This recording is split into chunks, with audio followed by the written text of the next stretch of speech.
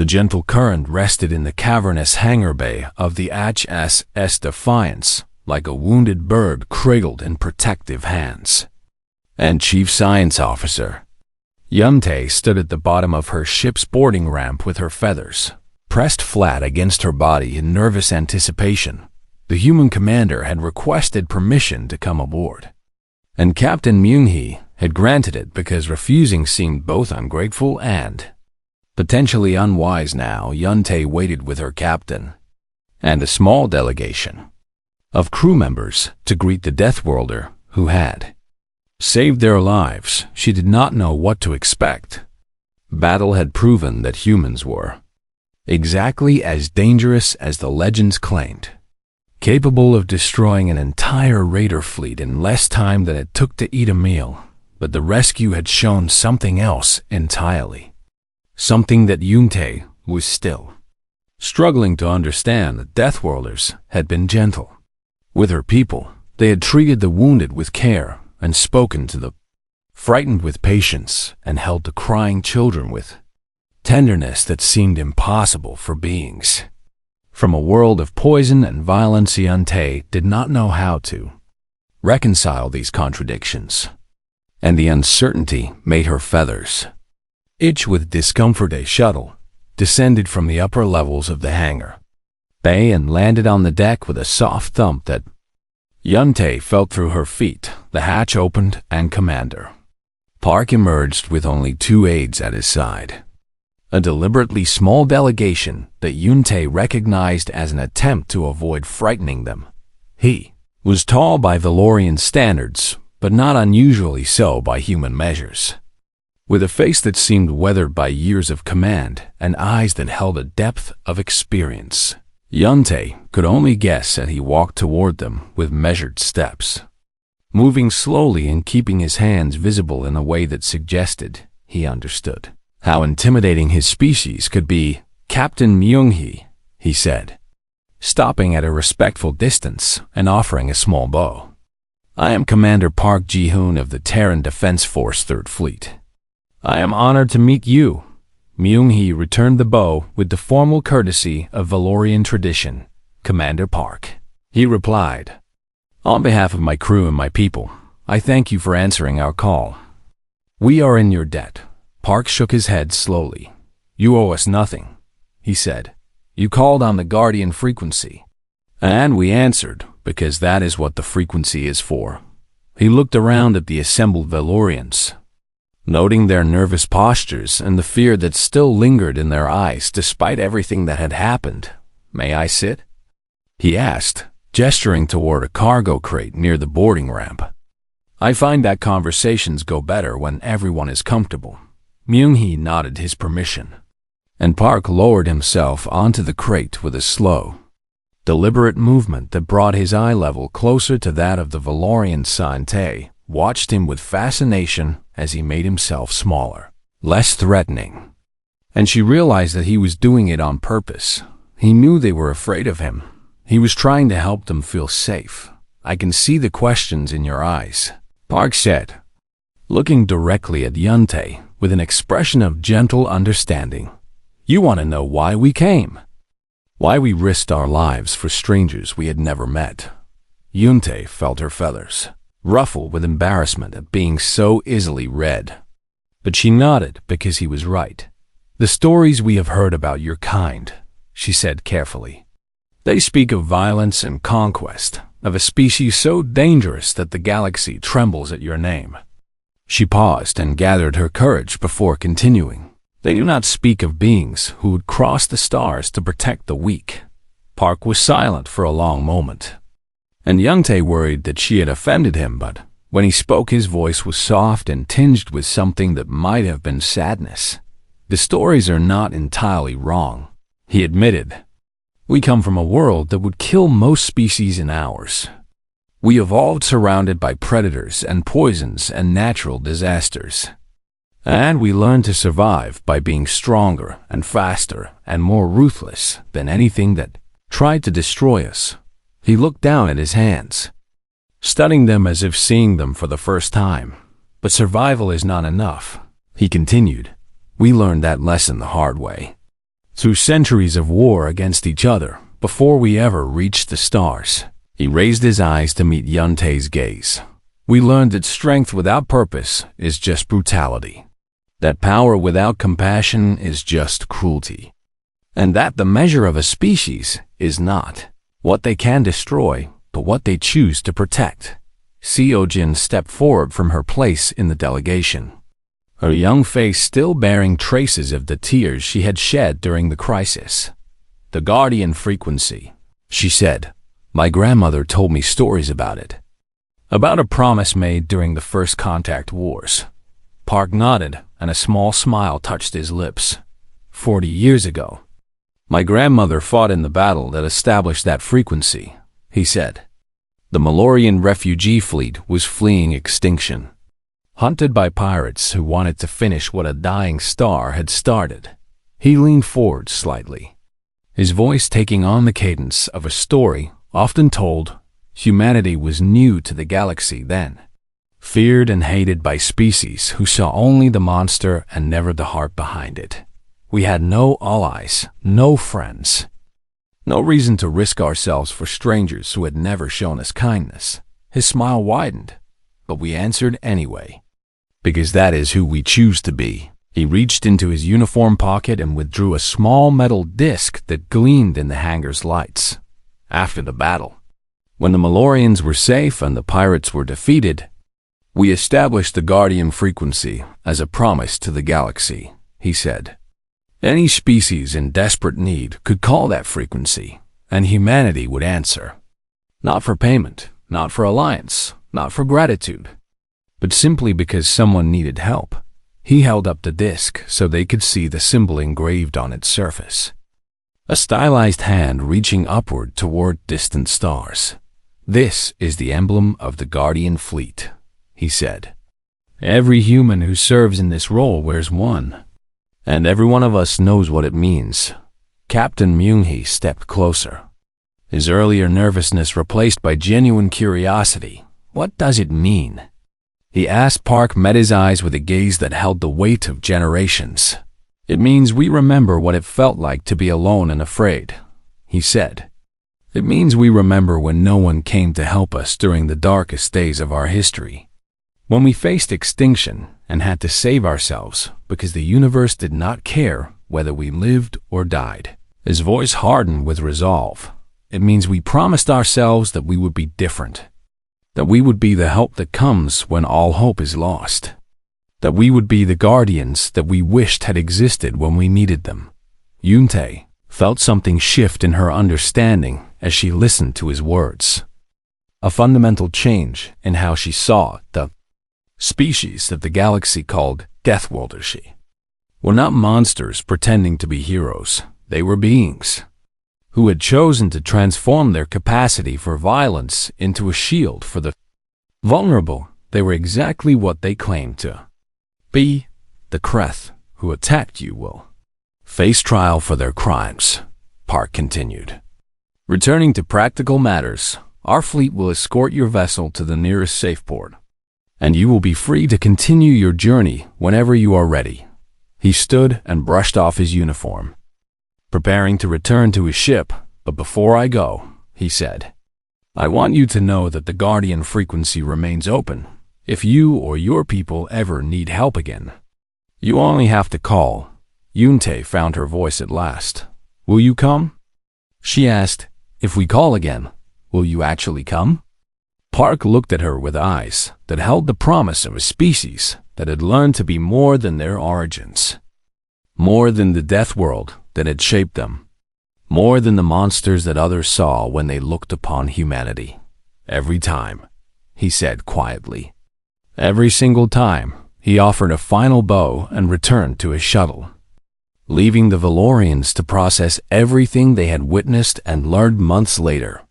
Seojin sat in her childhood home with her young niece perched on her lap, telling stories about the galaxy and the wonders it contained. "What about the humans?" her niece asked with the boundless curiosity of the young. "Are they really as scary as everyone says?" Seojin thought about the battle she had witnessed, about the terrifying efficiency of human warfare and the devastating power of their weapons. But she also thought about Lieutenant Umbai cradling a crying child, about Commander Park sitting on a cargo crate to make himself less frightening, about a promise made 40 years ago by beings who chose to be protectors instead of predators. The galaxy calls them Deathworlders, she said finally, stroking her niece's soft feathers with gentle fingers. But that is not the right word for what they are. Her niece looked up at her with wide, trusting eyes. What is the right word? Seojin smiled and used the ancient Malorian term that had been passed down through generations. The word that captured what humanity had chosen to become guardians, she said. They are guardians, and somewhere among the stars. The humans continued their endless patrol, watching and waiting for the next call that would summon them to honor their promise, because that was who they had chosen to be, and that choice made all the difference. The battle was never truly a contest, but that did not make it any less devastating. For the Kreth, who had chosen to fight rather than flee, Sensors Officer Minjun crouched at her station aboard the Gentle Current and watched the combat unfold with instruments so sensitive they could detect the heat signature of a single thruster firing from 1,000 kilometers away. What she saw made her feathers stand on end in a way that had nothing to do with fear and everything to do with awe. The human fighters moved through the Kreth formation like water flowing around stones, never where the enemy expected them to be, always appearing from angles that should have been impossible. She tracked one squadron of 6 fighters as they engaged a Kreth destroyer that outmassed them by a factor of 50. And she watched in disbelief as they systematically disabled every weapon system on that destroyer in less than 40 seconds. They did not destroy the ship. She realized with growing wonder they simply removed its ability to fight and then moved on to the next target, leaving the crippled vessel drifting helplessly in space. "They are not trying to kill," she said aloud, her voice cutting through the tense silence of the bridge. "They are trying to capture." Captain Myung-hee turned to look at her with confusion in his eyes. "What do you mean?" Minjun gestured at her display, where the tactical data painted a picture that contradicted everything she had believed about Deathworlders. "They are targeting weapons and engines specifically," she explained. "They could destroy these ships with a single volley from their capital ships. But instead they are disabling them. They want prisoners, not corpses." The revelation sent murmurs through the bridge crew as they processed this. Information monsters did not take prisoners. Monsters did not show restraint in the heat of battle. But the humans were doing both on the Kreth flagship. Commander Varak screamed orders that his crew could no longer obey because half his bridge stations had been destroyed by precision strikes that had somehow penetrated his shields without triggering a single alarm. His fleet was dying around him, not in the blaze of glorious combat he had imagined, but in the quiet humiliation of systematic defeat. 12 of his ships were already drifting hulks, their crews alive, but helpless as human marines prepared boarding actions. 8 more were actively surrendering, their captains broadcasting pleas for mercy on open channels, and the remaining 10 were attempting to flee in different directions, only to find human destroyers waiting at every possible escape vector. Vorax had built his career on preying upon the weak, and now he understood what it felt like to be prey aboard the Gentle Current. The situation had changed dramatically in the past few minutes. The Kreth boarding party that had been searching the ship for hidden crew members suddenly found themselves trapped as the vessel shuddered with the impact of a human breaching pod attaching to the hull. Seojin heard the Vrayud's sound from her hiding spot in the storage compartment and felt her heart race with a new kind of fear. The Deathworlders were coming inside. The Kreth soldiers heard it too, and their confident hunting calls turned to nervous chatter as they regrouped in the main corridor to face this new threat. They were warriors, trained killers who had conquered 100 ships and broken 1,000 captives. And they told themselves that they could handle a few human boarders. Then the bulkhead exploded inward, and the humans arrived. Lieutenant Yumbai was the first through the breach.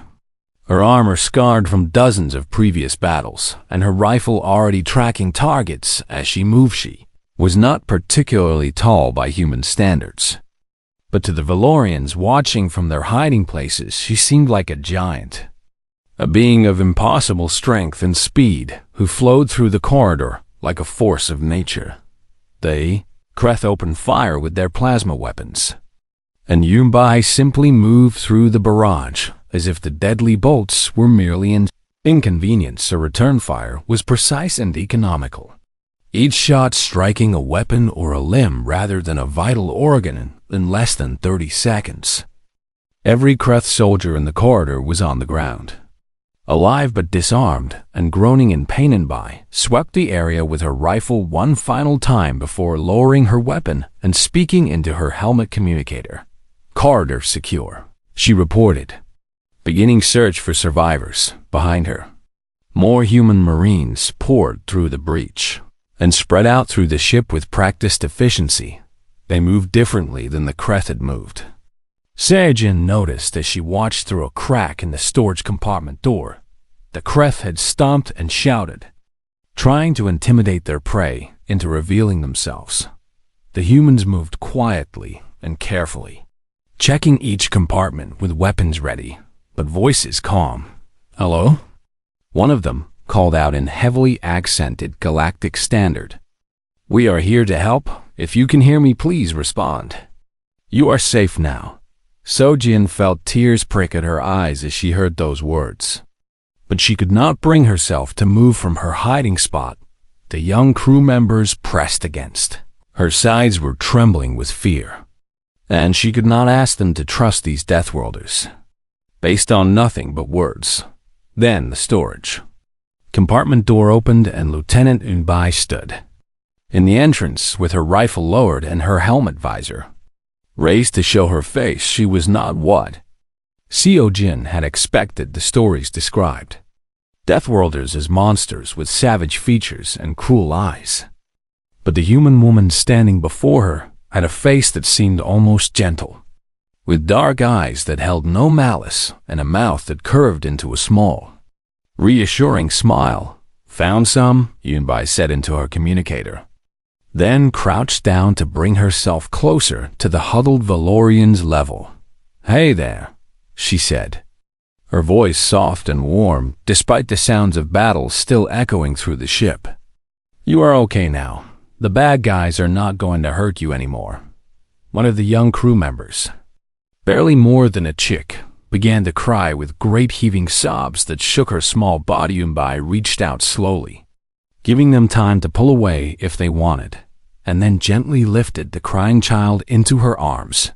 She murmured, cradling the tiny Valorian against her armored chest with impossible tenderness. "It is over. You are safe. I promise." Seojin watched the Deathworlder comfort the terrified child and felt everything she thought she knew about humans crumble into dust. This was not a monster. This was a guardian above them in space. The battle reached its inevitable conclusion as Commander Varax's flagship was finally disabled by a precision strike that destroyed its engines without breaching the hull. Human Marines boarded the vessel minutes later and found Varax cowering in his ready room, his earlier bravado completely gone. He offered no resistance as they placed him in restraints, and he said nothing as they led him to a shuttle for transport to the Defiance. The entire engagement had lasted 11 minutes from the first shot to the last.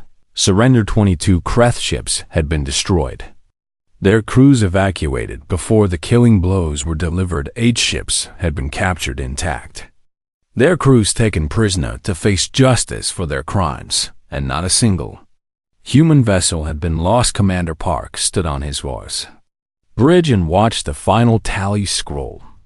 across his display with a satisfaction that he allowed himself to feel for just a moment. Then he turned to his communications officer and gave the order that would begin the next phase of this mission. "Open a channel to the Valorian vessel," he said. "Let them know the fighting is over and request permission to come aboard." He paused and looked out at the stars beyond his viewport, thinking about the promise his grandmother had fought to establish and the legacy that he had just honored. "And tell them," he added quietly, "that the Guardians have arrived." The space around the gentle current had been dark and empty only moments before, occupied by nothing except the damaged science vessel and the circling predators of the Kreth Raider fleet. Now that space blazed with light as ship after ship tore through the fabric of reality and emerged from hyperspace in perfect formation. Commander Varax stood frozen on the bridge of his flagship as his sensors officer screamed numbers at him in a voice that climbed higher with each new contact. 12 destroyers emerging at bearing 7-7- Mark -4, 4 heavy cruisers at bearing 21 Mark 9, carrier-class vessel at the center of formation, fighter wings launching from all bays. The tactical display painted a picture of doom as human ships surrounded the Kreth fleet from every angle, blocking every possible escape route with overlapping fields of fire. Vorax had built his reputation on 30 years of successful raids against weak and helpless species who could not fight back. And in all that time, he had never faced anything like this. "How many fighters?" he demanded. His sensors officer swallowed hard before answering. 60 wings, Commander. Over 300 individual craft. The number hit Varax like a physical blow because his entire fleet carried only 40 fighters between all 30 ships. He was outnumbered, outgunned, and surrounded by the one species in the galaxy that even the Kreth feared to challenge directly. But pride was a powerful thing, and Varax had not become a fleet commander by showing weakness in the face of threats. "Open a channel to the human vessel," he ordered, straightening his spine and lifting his head in a display of confidence. He did not feel the view screen flickered and revealed a human face, dark eyes set in features that seemed carved from stone, watching Varax with an expression of absolute calm that was somehow more frightening than any display of rage could have been. "I am Commander Varax of the Kreth Acquisition Fleet," he announced, "and these Valorians are already Kreth property. Your interference in our lawful business operations violates 17 different trade agreements." The human did not blink, did not react, simply stared at Varax as if he were looking at something small and insignificant. 50 seconds. The human said. Varax felt his scales flush with anger at the dismissal in that voice. "You cannot simply ignore established commerce law," he protested. The Valorians transmitted a distress call, and salvage rights clearly state that the first responder may claim 40 seconds. The human interrupted aboard the gentle current. Yunte watched the confrontation unfold on the bridge view screen with her feathers pressed flat against her body in a mixture of terror and desperate hope. The humans had arrived in numbers that seemed impossible. A fleet so vast and powerful that it made the Kreth Raiders look like toys gathered by a careless child. But she had heard the stories about Deathworlders, about their savage nature and their love of violence, and she could not help but wonder if her people had simply traded one form of captivity for another. Captain Myung-hee stood beside her with his crest feathers raised in an unconscious display of alarm as he watched the standoff develop. "They came," he whispered. "They actually came. But will they help us?" Yunte replied, "Or do they see us the same way the Kreth do, as prizes to be claimed?" On the Kreth flagship, Varax had made his decision. He was a predator, and predators did not surrender to threats no matter how overwhelming those threats appeared. The humans might be dangerous, but they were only one species.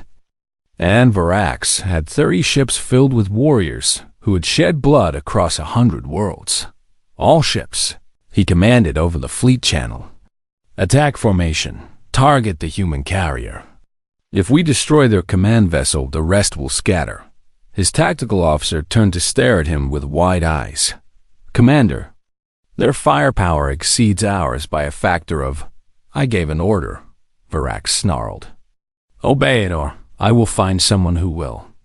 The Kreth fleet began to move, forming into an attack wedge aimed directly at the heart of the human formation on the bridge of the Defiance. Commander Park watched the enemy ships realign with an expression that might have been disappointment. They have chosen poorly, he said to no one in particular. His weapons officer looked up from her console with a question in her eyes. Rules of engagement, Commander? Park considered the question for a moment before answering. Disable their command ship, if possible. I want their leader alive to face justice for his crimes. But everything else is weapons-free. He opened the fleet channel one final time. All ships, he announced. The enemy has refused to withdraw and is moving to attack. You are authorized to engage with lethal force. Protect the vessel that called for our help. Honor the promise. The acknowledgments came back in a wave of voices.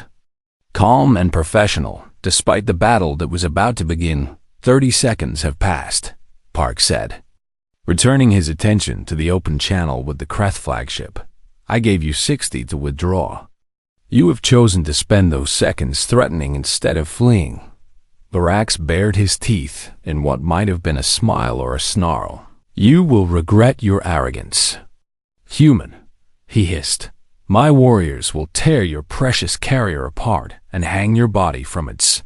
Time's up, Park said, and cut the transmission. He turned to face his bridge crew with eyes that held the weight of the promise they were about to honor. All weapons, he ordered. Fire. The stars ignited. Human ships opened fire with a coordinated barrage that turned the darkness of space into a storm of light and fury.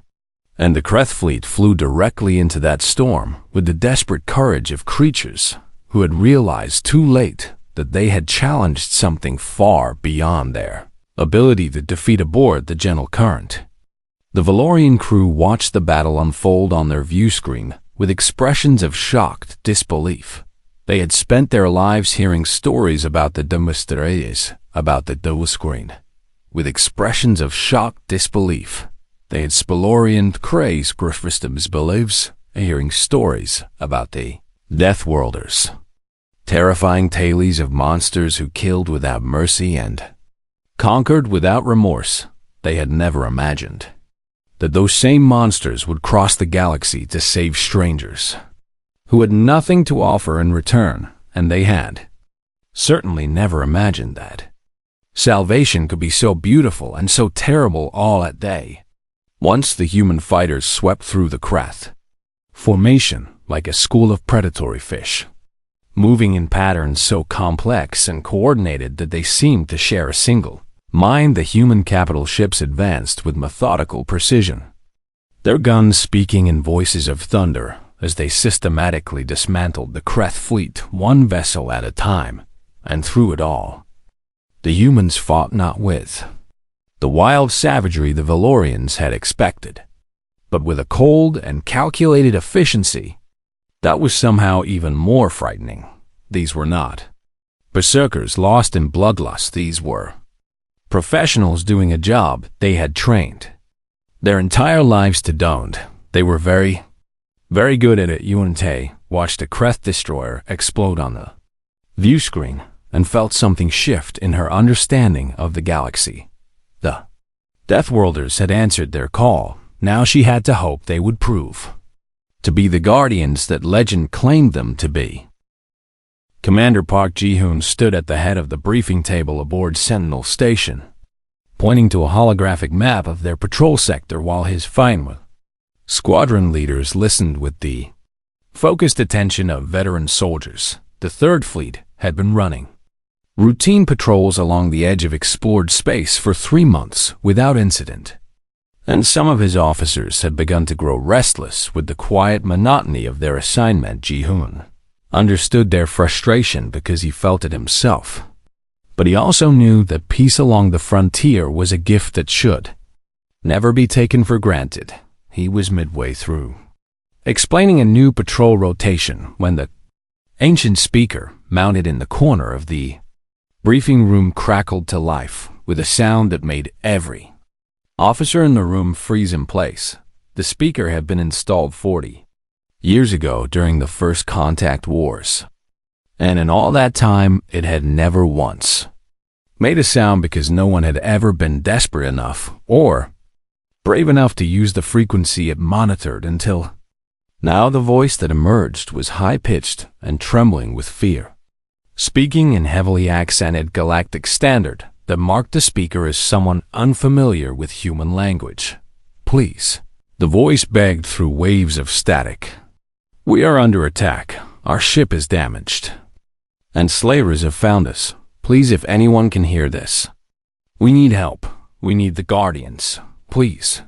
The message repeated twice more before dissolving into static, and Ji-hoon felt something ancient and powerful stir in his chest as he listened. The Guardian frequency had been established during the darkest days of humanity's first years among the stars, when they were new and feared and hated by species who saw them only as monsters from a death world. But then the Malorian refugee fleet had faced extinction at the hands of pirates, and humanity had answered their desperate call with everything they had. The battle that followed had been brutal and costly, but when the smoke cleared, the Malorians still lived, and the galaxy had learned something new about the Deathworlders. She learned that humans would fight for strangers. They learned that humans would bleed and die for people they had never met simply because those people needed help, and they learned that humans had made a promise that day. A promise encoded into the Guardian frequency. A promise that said any species in desperate need could call and humanity would. Ansur Ji-hoon had grown up hearing stories about that promise from his grandmother, who had fought in the battle established eyes. Had always wondered if he would ever have the chance to honor it himself. Now he knew. "All hands," he said, his voice carrying the calm authority that had earned him command of the Third Fleet. "Battle stations, full mobilization. This is not a drill." His squadron leaders erupted from their seats and rushed to their stations while Ji-hoon made his way to the bridge of the HSS Defiance with long strides that ate up the distance. Within minutes, the massive carrier hummed with activity as thousands of crew members prepared for combat, and Ji-hoon felt pride swell in his chest as he watched his people move with practiced efficiency. The Defiance launched from Sentinel Station with her full complement of fighters already prepped and ready. And she did not launch alone. 12 destroyer escorts fell into formation around her like wolves gathering for a hunt, their weapon systems powering up with a low thrum that vibrated through the vacuum of space. 4 heavy cruisers took position at the fleet's flanks, their main guns already tracking imaginary targets as gunners ran final calibrations, and 60 fighter wings waited in the Defiance's launch bays. Pilots strapped into their cockpits with hearts pounding and hands steady on their controls. Ji-hoon stood at the center of his bridge and watched the fleet assemble around him with a fierce satisfaction that he kept carefully hidden behind his professional mask. "Navigation," he said. "Plot a course to the source of that transmission. Fastest possible route." "Course plotted, Commander," a navigation officer replied. "Hyperspace jump in 30 seconds." Ji-hoon nodded and opened a fleet-wide channel. "All ships," he announced. "We have received a distress call on the Guardian frequency. There are people out there who need our help, and we are going to answer." He paused and let his words sink in before continuing. "I know many of you have heard stories about the Guardian frequency and the promise it represents. Today those stories become real. Today we honor the oath that our ancestors made 40 years ago. His voice hardened with determination. Whatever we find when we arrive, whatever force stands between us and the people who called for help, we will not fail them, because that is what it means to be human. That is what it means to be guardians. The fleet jumped to hyperspace in perfect synchronization, and reality blurred around them as they hurtled toward their destination at speeds that would have seemed like magic to their ancestors. Meanwhile, other species monitoring the communications channels detected the massive energy signatures of the human fleet's departure, and watched with growing alarm as the Deathworlders mobilized and forced diplomatic channels lit up with frantic queries as ambassadors demanded to know why humanity was moving with such aggressive intent, but the humans did not answer those queries because they had more important matters to attend to far away in uncharted space. The Kreth had begun their boarding operation against the Gentle Current. Sio-Jin huddled in a storage compartment with 3 young crew members pressed against her sides, listening to the sounds of Kreth boots stomping through the corridors. As the reptilian slavers searched the ship, she could hear Yun-Tae's voice somewhere in the distance, pleading with the Kreth commander for mercy, and she could hear Varax laughing at those pleas with cruel amusement. Guardian frequency had gone silent after her transmission, and Sio-Jin had begun to fear that her grandmother's stories were nothing more than fairy tales told to comfort frightened children. Perhaps the Deathworlders had forgotten their promise. Perhaps they had never made it in the first place. Perhaps she had doomed her crewmates to slavery by wasting precious time on a legend instead of trying something real. One of the young crew members whimpered softly, and Sio-Jin pulled them closer and stroked their feathers with trembling fingers. "Be brave," she whispered, though she did not feel brave herself. "Whatever happens, we stay together. We stay strong." The storage compartment door rattled as something tested it from outside, and Sio-Jin felt her heart stop beating in her chest. But then a new sound cut through the ship, a sound that made the rattling stop and the Kreth fall silent. It was the proximity alarm, screaming at full volume, warning of multiple contacts dropping out of hyperspace. In rapid succession, Sio-Jin heard Varax's voice shouting orders in the Kreth language, heard the confusion and sudden fear in the voices of his soldiers. And then she heard something that made her breath catch in her throat. She heard a human voice broadcasting on an open channel, calm and cold and absolutely certain. "This is Commander Park Ji-hoon of the Terran Defense Force," the voice announced. "You are engaged in hostile action against vessels broadcasting on a protected frequency. You have 60 seconds to withdraw." The storage compartment fell silent as Sio-Jin and the young crew members stared at each other with wide eyes. The Deathworlders had answered. The legends were true, and somewhere in the darkness of space, the most dangerous species in the galaxy had arrived to honor a promise made 40 years ago to people they had never met. The alarm screamed through the corridors of the Gentle Current like a wounded animal, and Chief Science Officer Yun-Tae felt her hollow bones tremble with each pulse of red light that washed over the bridge. She gripped the edge of her console with thin, feathered fingers and tried to steady her breathing as the damage reports flooded her screen in endless streams of terrible news. Asteroid had come from nowhere, a spinning chunk of iron and ice that their sensors had detected only seconds before impact. And now the Gentle Current drifted through uncharted space with half its engines destroyed and life support failing. "How long do we have?" Captain Myung-hee asked from his command chair, his crest feathers lying flat against his skull in a display of controlled fear that fooled no one. Yun-Tae ran the calculations 3 times before answering because she hoped she had made an error. But the numbers remained stubbornly the same each time. 6 hours before life support fails completely, she reported, her voice barely above a whisper. "Maybe 8 if we shut down all non-essential systems and reduce oxygen flow to minimum levels." The bridge fell silent, except for the constant wailing of the alarm. And Yunte watched her crewmates exchange glances that spoke of resignation and terror in equal measure. They were Valorians, a species known throughout the galaxy for their advanced sensor technology and scientific achievements, but also known for their fragile bodies that had evolved on a gentle world of soft breezes and warm sunlight. They were not built for crisis, not designed for survival in the cold emptiness between stars. And everyone on the bridge knew that their chances of rescue in this uncharted sector were almost non-existent. "Co Jin," the captain said, turning to the young communications officer who sat rigid at her station with her feathers puffed in distress. "Send out a distress beacon on all standard frequencies and pray that someone hears us."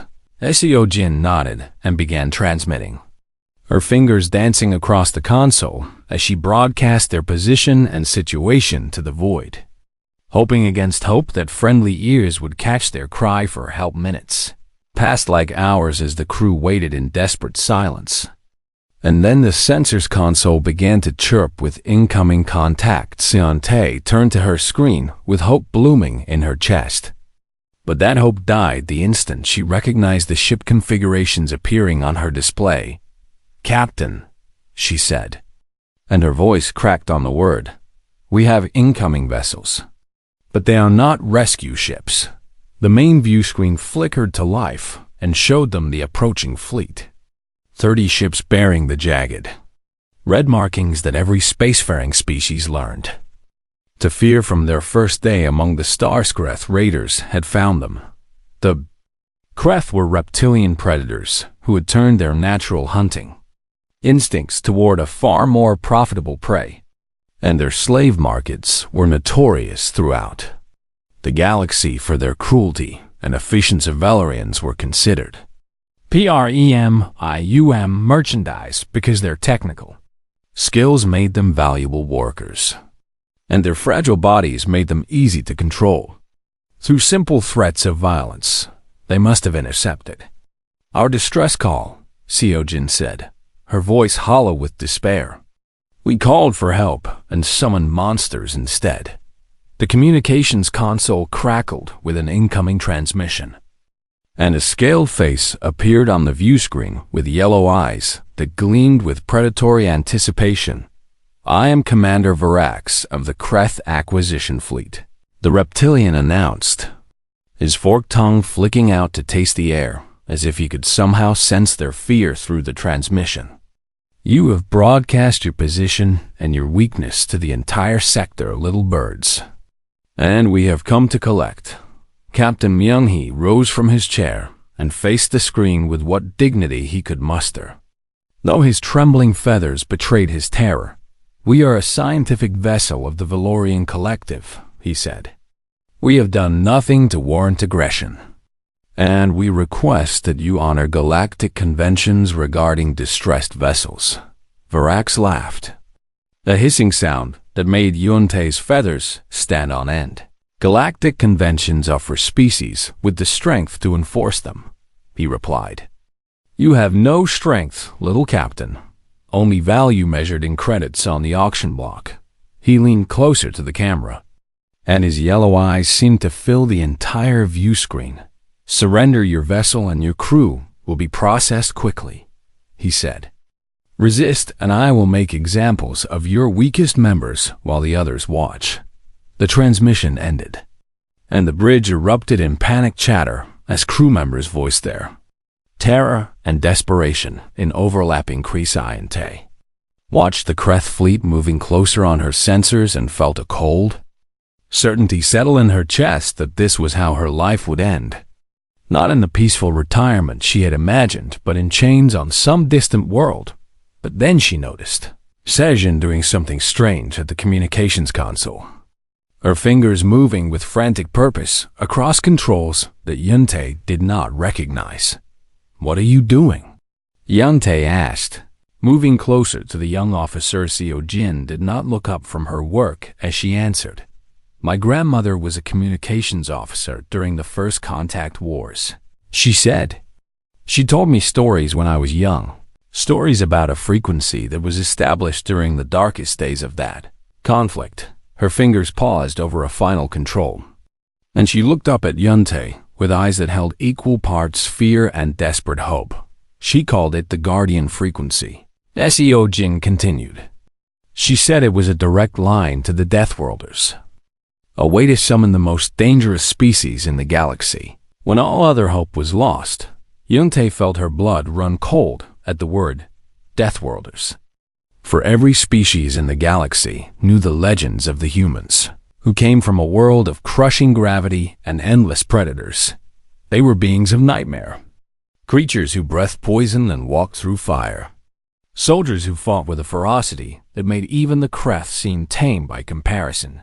"You cannot be serious," Yuntae said. "Even if the legends are true, even if they answer, how do you know they would help us, rather than simply take us for themselves?" Seojin shook her head slowly. "I do not know," she admitted. "My grandmother said they made a promise once, long ago. But she also said that no one has used this frequency in 40 years, because everyone is too afraid of what might answer." She looked back at the view screen, where the Kreth fleet grew larger with each passing moment. "But I am more afraid of what will definitely happen if I do not try," she said before Yuntae could respond. Before anyone could stop her, Ezojin activated the ancient frequency and sent their distress call into the void on a channel that had been silent for 4 decades. The transmission went out across space at the speed of light, carrying with it the desperate hope of 12 terrified Valorians who had nowhere else to turn, and somewhere in the vast darkness between stars, something received the call, something began to move on the bridge of the gentle current. The crew huddled together as the Kreth fleet closed in. Around them, like predators circling wounded prey, they did not know if help was coming. They did not know if they had summoned salvation or simply called down a different kind of doom upon themselves. All they could do was wait and hope that the legends were true, that somewhere in the galaxy there existed beings strong enough to challenge the darkness, and that those beings would choose to answer the call of strangers they had never met.